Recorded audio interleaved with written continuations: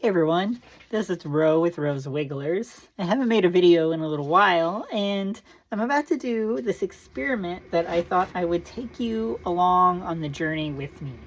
It is February 3rd, I believe, and I've been going through and sifting a bunch of worm castings from my main Red Wiggler bin to get the worm castings ready for sale for the spring. Well, since I did that, I had a bunch of worms that I had sifted out, and I decided I was going to pull more of my mature worms out for breeder bins so that I could just put the babies and the juveniles back in the big system, take the mature worms and start more breeder bins so that I can have more worms.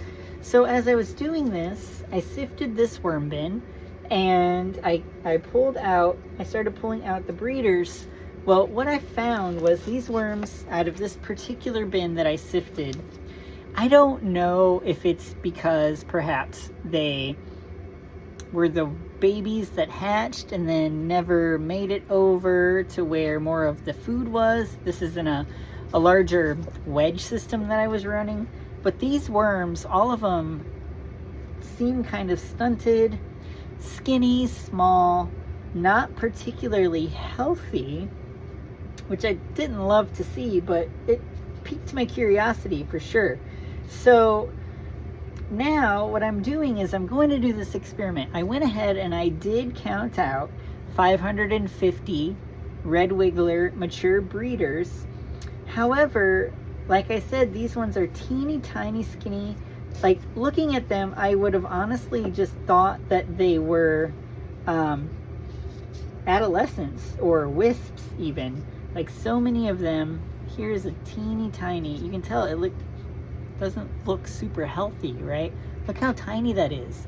But do you see, another hand, it does have a clitellum, which tells me this is a mature Red Wiggler. So based on what I have learned from Jayne over at Rockin' Worms, now I know I talk about Jayne and Rock Worms a lot, but I just learn a lot from her. I learn a lot from other people as well, but you know, she's big on YouTube and I take a lot from her. So she talks a lot about when setting up your breeder bins, you want to pick the biggest, fattest, healthiest breeders so that they can produce the biggest cocoons and you have big, fat, healthy worms. So I have been following that advice and it seems to definitely have some merit to it.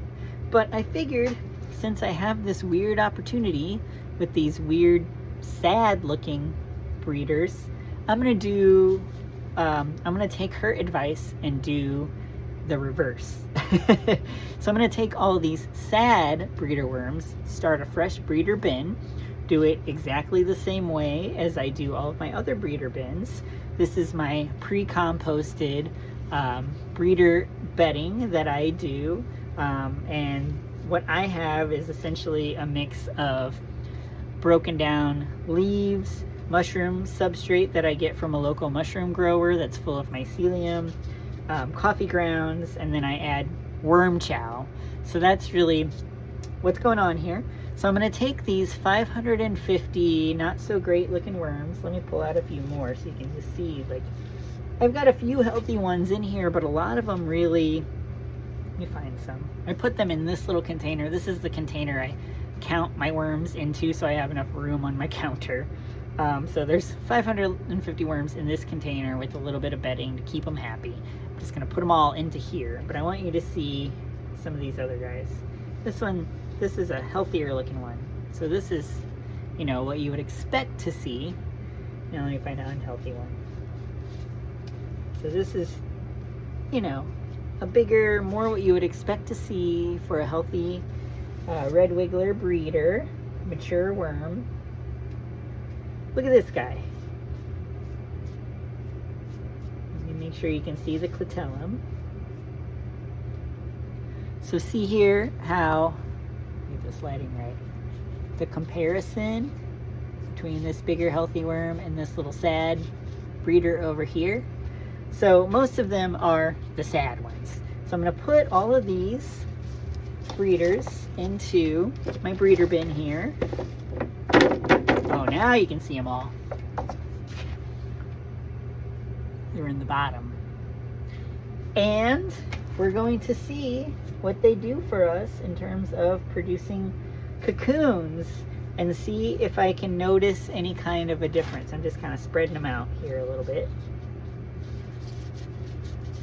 But yeah, I'm going to see. I'm going to compare the cocoons that end up in this breeder bin to some of my other breeder bins where I have intentionally picked bigger healthy worms, and just see what happens. So follow along and we'll find out. And thanks to Jayne for all of your awesome advice over at Rockin' Worms. I'll tag you below so that you get to see this too. And remember, until next time, healthy soil, healthy plants, happy worms.